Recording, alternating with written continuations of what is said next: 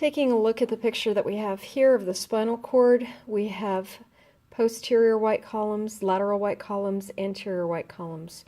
We have the posterior horn of gray matter, the lateral horn of gray matter, the anterior horn of gray matter. Here we have the central canal of the spinal cord. We have the anterior median fissure, posterior median sulcus. Here's the ventral root, the dorsal root.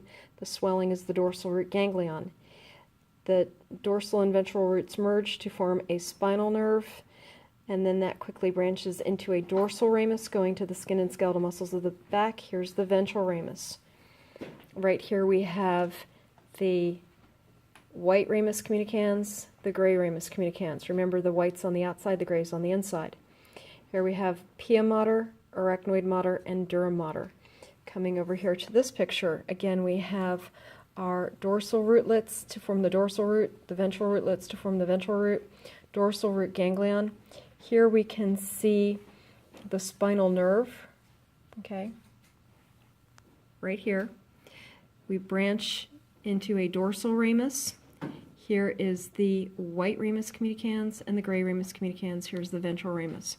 Remember that as neurons exit for the sympathetic nervous system from the lateral horn of gray matter, they'll exit the ventral root.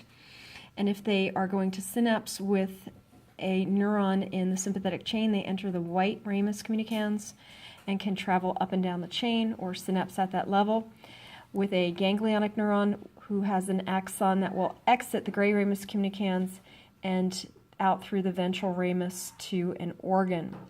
That's one possibility. Another possibility is that that neuron will exit through the ventral root, enter the white ramus communicans, and go through that sympathetic chain or trunk to a prevertebral or collateral ganglion. Remember, that happens with splanchnic nerves. And then after it synapses with that collateral or prevertebral ganglion, it will go to an organ. So this is the sympathetic chain or trunk, white ramus, gray ramus. Okay.